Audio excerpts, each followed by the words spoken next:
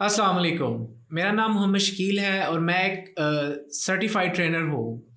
12-15 साल का मेरा एक्सपीरियंस है इस फ़ील्ड का और आज से हम लोग जो सीसीएनए का लेटेस्ट कोर्स है 200-301 उसकी एक वीडियो सीरीज़ करने जा रहे हैं, जिसके अंदर हम इसको बिगिनर लेवल से एडवांस लेवल तक सीखेंगे। सीसीएनए बेसिकली सिस्को कंपनी है, उसका एक कोर्स है नेटवर्क एसोसिएट, और ये फाउंडेशनल एंट्री लेवल का कोर्स है। इंटरनेशनली रिकग्नाइज्ड है इसकी डिग्री, और हर जगह जॉब के अंदर जो डिमांड की जाती है वो सीसीएनए की जाती है मोस्टली। उसकी वजह ये है कि सबसे पहले ये कोर्स लॉन्च हुआ था 1998 के अंदर, और उसके बाद ये जो लेटेस्ट कोर्स है ये 2020 फरवरी में इन्होंने इसको अपडेट किया था और उसका नाम 200-301 कर दिया। और मोस्टली जो सिस्को है अपने कोर्स को अप टू डेट रखता है। कोर्स के ऑब्जेक्टिव्स हैं वो थोड़े से देखते हैं कि इस कोर्स के अंदर जो ऑब्जेक्टिव्स होंगे वो हमारे होंगे। उसके अंदर सबसे पहले तो नेटवर्क फंडामेंटल्स हैं, उसके बाद नेटवर्क एक्सेस है, उसके बाद IP connectivity, IP services, network security fundamentals, और उसके बाद ऑटोमेशन एंड प्रोग्रामेबिलिटी। तो ये इसके मेन जो ऑब्जेक्टिव्स हैं कोर्स के, वो ये 6 थे। फर्दर हम इसको डिटेल से देखेंगे। तो आज की वीडियो के जो हमारे ऑब्जेक्टिव्स हैं उसके अंदर हम फर्दर इस कोर्स को हमने कैसे सीखना है उसके बारे में देखेंगे। तो इस कोर्स की जो हमारी अप्रोच होगी उसके अंदर हम थ्योरी तो करेंगे, लेकिन थ्योरी के साथ साथ हम उसके जो पर्पस हैं, जो डिवाइसेस, उसके रोल्स और जो नेटवर्क प्रोटोकॉल्स हैं उनके जो पर्पस हैं उसको डिफ़ाइन करेंगे, उसको सीखेंगे, और साथ उसकी फिर प्रैक्टिस करेंगे लैब्स और कॉन्फ़िगरेशन के साथ। क्योंकि खाली जो थ्योरी है उसके साथ भी हम इसको कवर नहीं कर सकते, और ख़ाली प्रैक्टिस अगर लैब्स करें सिर्फ कॉन्फ़िगरेशन तो उससे भी हम इस कोर्स को पूरी तरह से कंप्लीट नहीं कर सकते।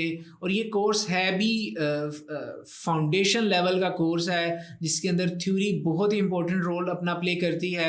ये कोर्स नेटवर्क इंजीनियर्स के लिए है, नेटवर्क सिक्योरिटी इंजीनियर्स जो हैं, साइबर सिक्योरिटी के, और सिस्टम एडमिनिस्ट्रेटर्स, या जो आजकल क्लाउड सर्टिफिकेशंस हैं। तो ये हर जगह आपको इसकी ज़रूरत है। नेटवर्क के बगैर आप किसी को फर्दर परसू नहीं कर सकते।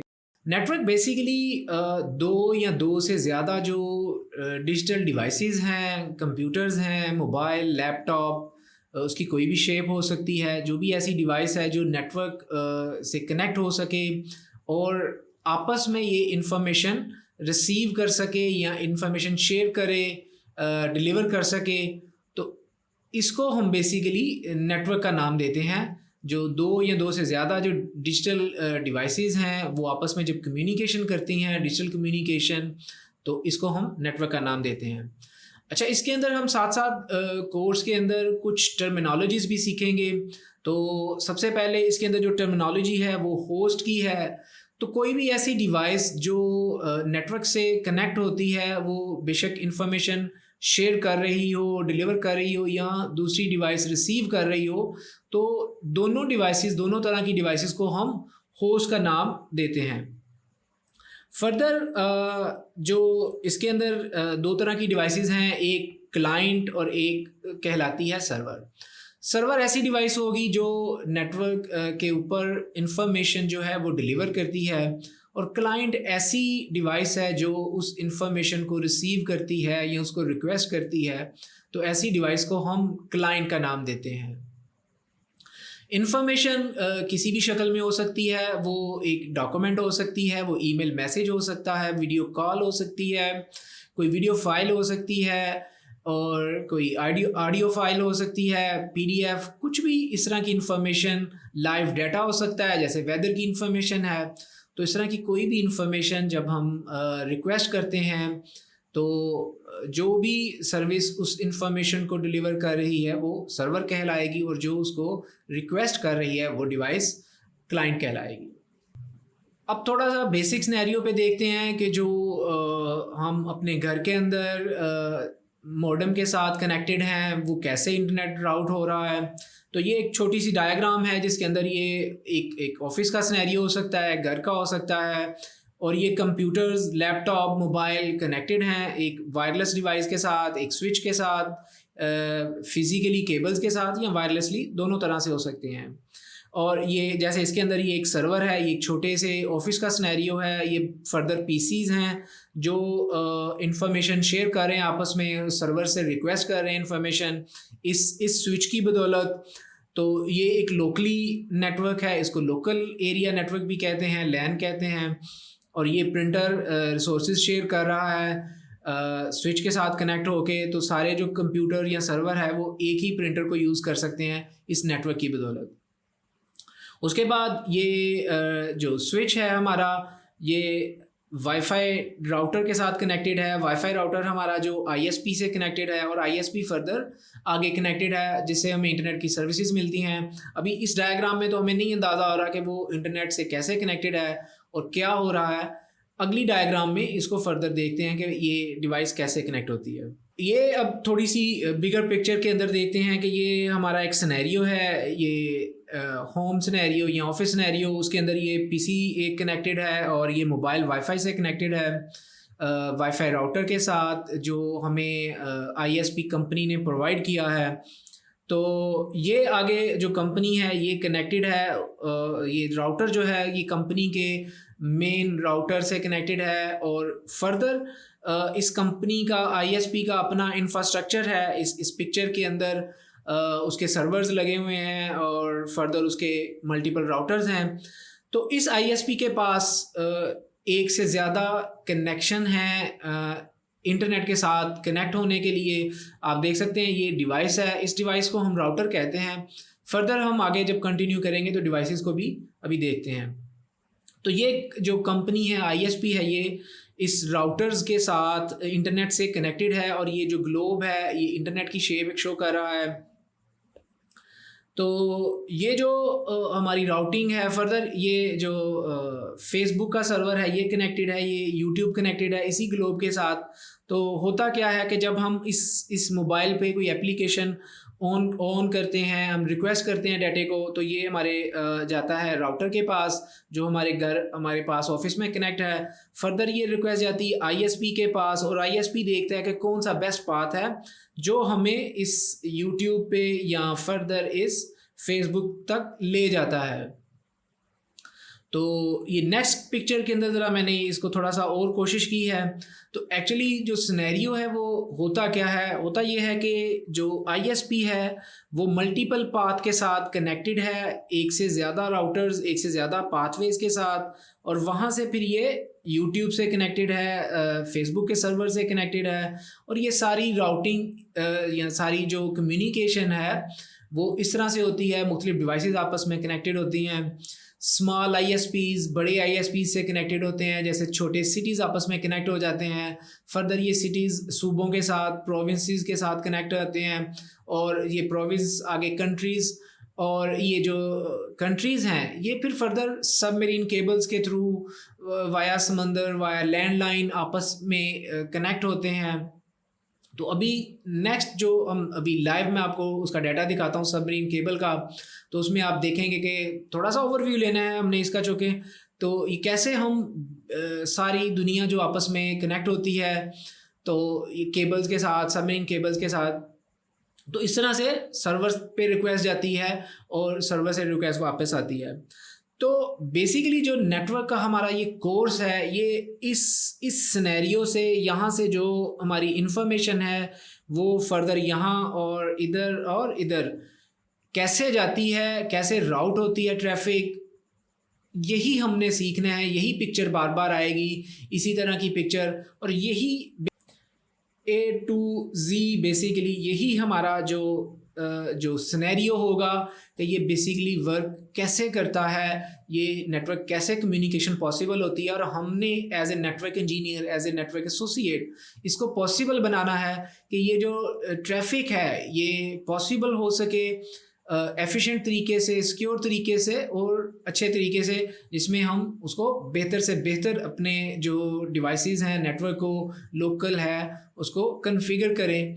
तो यही उसके लिए हमें जो डिवाइसेस चाहिए, जो प्रोटोकॉल चाहिए, वो डिज़ाइन कैसे होगा, हमने सारा बेसिकली यही सीखना है, जिसको हम फर्दर कंटिन्यू करते हैं, स्टेप बाय स्टेप चीज़ें सीखते हैं।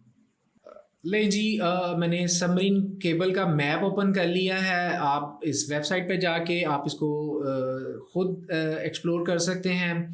फर्दर ये देखें, ये पूरी जो दुनिया है ये कैसे कनेक्टेड है। ये मल्टीपल केबल्स हैं, उनके लैंडिंग पॉइंट्स हैं, जहाँ पे ये केबल कनेक्ट होती है, जैसे यहाँ पे कनेक्ट हो रही है तो इसको हम लैंडिंग पॉइंट कहते हैं। और आप देखेंगे कि जैसे ये पाकिस्तान के साथ अब लैंडिंग पॉइंट जो है वो कराची है, तो इसके साथ अगर आप देखें तो ये डिफरेंट केबल्स कनेक्टेड हैं और हर केबल का उसका जो डिस्टेंस है वो भी आपको शो हो रहा होगा।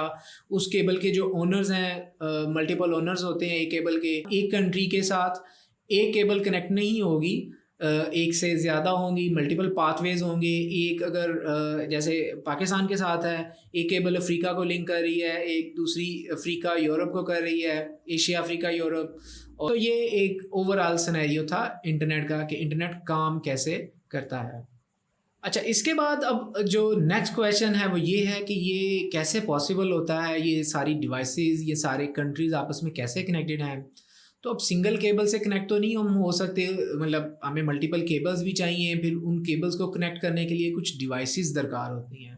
जैसे कि आप इस पिक्चर के अंदर अगर देखेंगे तो ये जो होम सिनेरियो के अंदर ये डिवाइस है, इसको हम सोहो भी कहते हैं, small office, home office device भी कहलाती है।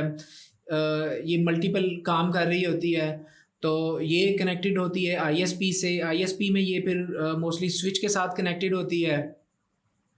तो फर्दर ये स्विच जो है वो कनेक्ट होता है जो राउटर है, राउटर को हम गेटवे डिवाइसेस भी कहते हैं, क्योंकि ये वैन कनेक्टिविटी करता है। वैन से मुराद हम ग्लोबली जो बड़े आईएसपीज़ या बड़े नेटवर्क से जब कनेक्ट करते हैं तो उसके लिए हम राउटर यूज़ करते हैं। तो ये राउटर की पिक्चर है। तो अगर आप देखें तो अब राउटर के अंदर भी उसी तरह की पोर्ट्स हैं, इसको हम बेसिकली पोर्ट्स कहते हैं, और ये पोर्ट्स एक जैसी आपको नज़र आ रही होंगी। लेकिन अब जो सबसे पहला क्वेश्चन जो मेरे जहन में आता था वो ये था कि स्विच और राउटर में फ़र्क क्या है, पोर्ट्स तो एक जैसी हैं। तो असल डिफरेंस जो है वो पोर्ट का नहीं, पोर्ट तो सिर्फ कनेक्टिविटी फ्राहम करती है। असल जो डिफरेंस होता है इन डिवाइसेस का आपस में, वो इनके फंक्शन और रोल का होता है, जिसको हम फर्दर आगे लर्न करेंगे। तो ये स्विच, राउटर और ये फायरवॉल है। फायरवॉल बहुत इंपॉर्टेंट रोल प्ले करती है जब हमने किसी चीज़ की रिस्ट्रिक्शन लगानी हो, उसको लिमिट लगानी हो नेटवर्क की ट्रैफिक को, और उसको सिक्योर करना हो अपने लोकल नेटवर्क को। तो उसके अंदर हम इसको यूज़ करते हैं फायरवॉल्स को। तो ये तो थी कुछ डिवाइसेस, जैसे कि लोकल कनेक्टिविटी के लिए हम स्विच यूज़ करते हैं, और गेटवे के लिए हम राउटर यूज़ करते हैं, और फर्दर रिस्ट्रिक्शंस के लिए और रूल्स इम्प्लीमेंट करने के लिए हम फायरवॉल यूज़ करते हैं। तो ये तो थी बेसिक इसकी डिवाइसेस। अच्छा, हमने डिवाइसेस को तो अंडरस्टैंड कर लिया, डिफरेंट डिवाइसेस हैं, उनकी बेसिक फंक्शनैलिटी, उनके नेम। फर्दर अब देखते हैं कि जो कम्युनिकेशन है दो कंप्यूटर्स के दरमियान वो कैसे पॉसिबल होती है। तो उसके अंदर अब डायग्राम एक देख रहे हैं। तो इस डायग्राम के अंदर आप देखेंगे कि जैसे ये दो सिस्टम है, एक PCA एक PCB। जैसे हम किसी एड्रेस पे जाते हैं तो हमें उस एड्रेस की ज़रूरत होती है, उसके बगैर हम उस मंजिल तक नहीं पहुंच सकते। तो इसी तरह जब एक कंप्यूटर दूसरे कंप्यूटर से कम्युनिकेट करता है तो उसके लिए हमें दो चीज़ों की ज़रूरत होती है, एक है IP और दूसरा है मैक एड्रेस। तो IP जो है ये जब ग्लोबली हम राउटिंग करते हैं, ग्लोबली हम वैन के साथ, इंटरनेट के साथ कनेक्ट होते हैं, तो वहाँ पे हमें इसकी ज़रूरत पड़ती है। जो लोकल एरिया नेटवर्क के अंदर कम्युनिकेशन है वो मैक एड्रेस के थ्रू होती है। IP बेसिकली फुल फॉर्म है इसकी जो है वो है इंटरनेट प्रोटोकॉल, और इंटरनेट प्रोटोकॉल का जो वाइडली जो ज़्यादा यूज़ होता है वो वर्जन IPv4 है, और ये IPv4 है डेसिमल फॉर्मेट के अंदर 185.107.80.231, ये डेसिमल फॉर्म है। और जो एक पार्ट है इस IP के, आप देख रहे होंगे यहाँ पे 4 पार्ट्स हैं। हम एक पार्ट को ऑक्टेट कहते हैं, तो इसके 4 ऑक्टेट हैं, और हर एक जो ऑक्टेट है वो 8 बिट्स पे मुश्तमिल है। 8 बिट्स, और 8 बिट जो है वो एक 1 बाइट के इक्वल होती है। तो 8 बिट के अंदर बेसिकली ये बाइनरी की रिप्रेजेंटेशन है। 185 को जब बाइनरी में हम डिस्प्ले करते हैं तो वो कुछ इस तरह से उसकी शक्ल बनती है, 1011110001। 107 की जो है वो 011 010 11, तो इसी तरह ये बाकी जो हैं उनकी बनती है। तो ये एक IP की फॉर्मेशन है, IP इस तरह से होता है। तो उसके अंदर जो है 4 बाइट्स हैं, 32 बिट्स का ये होता है IP। जैसे ये 8 बिट्स हैं तो इसके अंदर 8 बिट्स प्लस करें, 8 बिट्स तो ये टोटल 32 बिट्स बनती हैं, तो 4 बाइट्स। इस IP को हम लॉजिकल एड्रेस भी कहते हैं, और जो IP है वो चेंज भी हो सकता है, इसको हम चेंज कर सकते हैं। ये इसकी बेसिक जो डेफिनेशन है। फिर आते हैं दूसरे एड्रेस पे जो जिसको मैक एड्रेस कहते हैं। अब मैक एड्रेस, मैक की फुल फॉर्म है media access control. MAC address कुछ इस तरह से आता है जिसके अंदर आप हेक्साडेसिमल ये नंबर्स देख रहे हैं। तो हेक्साडेसिमल के अंदर ये टोटल इसकी 6 बाइट्स और 48 बिट्स होती हैं। जो ये एक पार्ट है ये वाला हेक्साडेसिमल का, ये 8 बिट्स और 1 बाइट के इक्वल है। तो टोटल इसके 6 पार्ट्स हैं, 6 ऑक्टेट्स हैं, तो ये 6 बाइट्स या 48 बिट्स बनती हैं। इसके जो मैक एड्रेस है इसके 2 पार्ट्स होते हैं। एक इसका पार्ट जो पहला पार्ट है उसको OUI भी कहते हैं। ये ऑर्गेनाइजेशनली यूनिक आइडेंटिफायर होता है। इसका मतलब है कि जो कंपनी है ये उसको रिप्रेजेंट करता है, जैसे Cisco, MikroTik, Dell, HP, Intel और फर्दर जो कंपनीज हैं जो नेटवर्क इंटरफेस या उसकी चिप बना रही हैं, तो ये उसको आइडेंटिफाई करता है। उसके बाद आ जाता है ये फर्दर दूसरा पार्ट। ये जो मैक एड्रेस का जो 24 बिट्स का जो लास्ट पार्ट है ये यूनिक होता है एडमिनिस्ट्रेटेड पॉइंट ऑफ व्यू से, और किसी दूसरी डिवाइस, किसी दूसरे कंप्यूटर को आप ये पूरा मैक एड्रेस अगर देखेंगे तो वो सेम कभी भी नहीं होंगे। पूरी दुनिया के अंदर जितनी डिवाइसेस हैं सबके ये यूनिक होंगे, और उसकी भी वजह अभी बताऊंगा आपको। फर्दर ये बर्न एड्रेस भी कहते हैं इसको फिज़िकल एड्रेस भी कहते हैं, क्योंकि ये ऑलरेडी फैक्ट्री से पंच होके आता है, मेमोरी के अंदर स्टोर होता है, इसको आप चेंज नहीं कर सकते। सिक्योरिटी पर्पस के लिए जब डिवाइस ने दूसरी डिवाइस से कम्युनिकेशन करनी है तो मैक एड्रेस हम इसलिए यूज़ करते हैं। अब दूसरा क्वेश्चन जो एक और था कि बेसिकली IP एड्रेस और मैक एड्रेस, हमें 2 एड्रेस की क्यों ज़रूरत पड़ रही है। IP एड्रेस चेंज हो सकता है, वो कन्फिगरेबल है, और वो हम इंटरनेट पे ट्रैफिक एक्सेस करने के लिए यूज़ करते हैं। तो जो लोकल हम लैन सिनेरियोज़ में होता है सिक्योर एक्सेस के लिए मैक एड्रेस के थ्रू कम्युनिकेशन होती है, इसलिए हम 2 एड्रेस यूज़ करते हैं। और मैक एड्रेस ऑलरेडी बता दिया कि ये चेंज नहीं होता, ये टोटली यूनिक होता है, प्री कन्फिगर्ड है, आप इसको कन्फिगर नहीं कर सकते और इसको चेंज भी नहीं कर सकते। अभी हमने IP एड्रेस को अंडरस्टैंड किया, मैक एड्रेस को अंडरस्टैंड किया, तो अभी फाउंडेशन में एक स्टेप फर्दर चलते हैं और देखते हैं कि जो हमारी एक बेसिक डिवाइस है जिसको हब कहा जाता है वो कैसे परफॉर्म करती है, उसका फंक्शन क्या है, उसके रोल क्या हैं। तो चलें उसको देखते हैं ज़रा। ये जी हब है, और ये हब तकरीबन 4 कंप्यूटर्स और एक राउटर गेटवे के साथ कनेक्टेड है। ये जूम इन मैं कह रहा हूँ, वही पोर्ट्स हैं, उन पोर्ट्स के साथ कंप्यूटर कनेक्टेड हैं। इसी तरह ये राउटर है, और ये राउटर फिज़िकली उसकी पिक्चर है। तो ये 4 कंप्यूटर मैंने कनेक्ट किए हैं। तो अभी मैं कम्युनिकेशन करता हूँ, इसकी सिमुलेशन ऑन करके देखते हैं स्टेप बाय स्टेप क्या होता है और ये हब कैसे परफॉर्म करती है।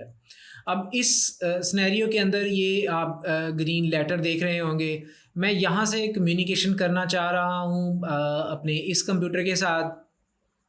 तो देखते हैं कि हब कैसे परफॉर्म करती है। तो ये मैंने सिमुलेशन ऑन की, ये जो लेटर था इसको नेटवर्किंग की ज़ुबान में हम पैकेट कहते हैं, जो कम्युनिकेशन के लिए मैसेज एक पॉइंट से दूसरे पॉइंट को जाता है। तो ये देखें, ये जो हब है उसने उस पैकेट को फर्दर जो है सब डिवाइसेस को डिलीवर कर दिया। हालांकि चाहिए तो ये था कि इस हब को ये जो पैकेट था, ये मैसेज था, ये सिर्फ इस पीसी तक जाता, इन दोनों पीसीज और राउटर तक ना जाता। लेकिन हब का बेसिकली फंक्शन ही ये है, जहाँ से उसने पैकेट रिसीव करना है उसको छोड़ के बकाया जितनी भी पोर्ट्स उसके साथ कनेक्टेड हैं वो उन सब को पैकेट डिलीवर कर देती है। तो अभी फर्दर देखते हैं कि रिप्लाई कैसे आता है। अब अगेन ये जो मैसेज इस कंप्यूटर को रिसीव हुआ, ये मैसेज यहाँ से हब को चाहिए कि इस कंप्यूटर तक सिर्फ फर्दर सेंड करे, लेकिन हब क्या करेगी, उसी तरह जहाँ से रिसीव हुआ उस पोर्ट को छोड़ के बकाया जो पोर्ट्स हैं सारी उनको ये डिलीवर कर देगी। और वो भी कंप्यूटर्स, वो भी इतने भले मानस हैं कि वो उसको कहते जी ये हमारा नहीं है। बिल्कुल उनको नहीं था, उनके लिए ये पैकेट नहीं था। लेकिन क्या ये एक सिक्योरिटी रिस्क नहीं है? अगर यहीं पे कोई एथिकल हैकर, एथिकल नहीं, कोई दूसरा हैकर हो और वो कहे जी बिल्कुल मैं ही हूँ ये वाला PCPT, फर्दर उसका जो भी नाम है, और वो रिसीव कर ले, तो क्या करेंगे आप? वो आपकी सारी कम्युनिकेशन लिसन करेगा। तो ये हब का जो एक बेसिक जो उसका प्रॉब्लम है वो नंबर 1 ये था सिक्योरिटी का। फर्दर इसके अंदर ये बैंडविड्थ शेयर कर रहा है। अब जितनी भी ये पोर्ट्स हैं, ये जितनी भी ये केबल्स, ये रूट्स हैं, ये सब इसको बैंडविड्थ को शेयर कर रहे हैं। हालांकि कम्युनिकेशन इस कंप्यूटर से इस कंप्यूटर तक और इस कंप्यूटर से फर्दर इस कंप्यूटर तक होनी चाहिए थे। इनको हम कम्युनिकेट नहीं करना चाहते थे, लेकिन पैकेट उन तक भी जा रहा है, तो ये तो हम नहीं चाहते थे। अब ये सेकंड सिनेरियो में देखते हैं, इसमें अब मैं क्या करने लगा हूँ, एक ही वक्त में अब ये कंप्यूटर इसके साथ कम्युनिकेट करना चाह रहा है, ये वाला कंप्यूटर इसके साथ करना चाह रहा है। तो हब अब कैसे एक्ट करेगी इसको देखते हैं। अब दोनों पैकेट हब तक पहुंच गए और आप देखें कि यहाँ पे दोनों ही बर्न हो गए, दोनों कोलाइड हो गए। इसको हम कहते हैं कोलिजन। इसका मतलब कि बैंडविड्थ जैसे बताया था कि वो शेयर नहीं करती हब, उसके अंदर आपको एक टाइम में सिर्फ एक ही बंदा बात कर सकेगा। अगर यहाँ पे 50, 100, 1000 कंप्यूटर भी कनेक्टेड हैं तो एक टाइम में एक बात करेगा, बकाया सबको इंतज़ार करना पड़ेगा, नहीं तो कोलिजन होगी और किसी की भी बात आगे फर्दर नहीं कंटिन्यू हो सकेगी। फिर वही आगे सेंड किया और कोलिजन हुई है बेसिकली। तो अब वो उनसे रिलेटेड पैकेट नहीं थे जहाँ पे जा रहे हैं, तो यहाँ पे एक कोलिजन की वजह से भी हमें इसकी प्रॉब्लम, नेटवर्क स्लो और इंटेलिजेंट डिवाइस नहीं है। वो हब जो है वो आइडिया ही नहीं लगा रही कि ये जो पैकेट यहाँ से जाना वो इस तक पहुँचाए, इस पोर्ट से आउट करे, बाकी पोर्ट से आउट ना करे। लेकिन यही तो बेसिक हमने समझना है कि डिफरेंट डिवाइसेस के रोल्स क्या हैं, उनके फंक्शन क्या हैं, वो कैसे एक्ट करती हैं और कौन सी डिवाइस कब हमें यूज़ करनी चाहिए, कब नहीं यूज़ करनी चाहिए, और उनके मुतबादिल क्या हैं। तो मेरा ख्याल है आज के लिए इतना इनफ है। फर्दर नेक्स्ट वीडियो के अंदर हम देखेंगे कि ये जो प्रॉब्लम्स थे हमारे 3, इनको जो कोलिजन हो रही थी, जो बैंडविड्थ शेयर हो रही थी, फर्दर जो सिक्योरिटी का इशू आ रहा था, और वो उसको हम कैसे अच्छे तरीके से, कौन सी डिवाइस है जो लोकली हम यूज़ करें और हमारी ये प्रॉब्लम सोल्व हो जाए। तो फर्दर सिमुलेशन के साथ समझेंगे स्विच को, राउटर को, उनके फंक्शंस को, और आहिस्ता आहिस्ता हम अपनी फाउंडेशन डेवलप करके फर्दर हम इसकी एडवांस जो कॉन्फ़िगरेशन है, लैब्स हैं, वो सब करेंगे। अभी सिर्फ आपने देखना और समझना है। इंशाल्लाह नेक्स्ट वीडियो में मिलते हैं। उम्मीद है आपको वीडियो पसंद आई होगी। कमेंट ज़रूर कीजिएगा। अगर आप कुछ सवाल पूछेंगे मैं पूरी कोशिश करूँगा जवाब देने की। तो आज के लिए यहीं पे ख़त्म करते हैं। अल्लाह हाफ़िज़।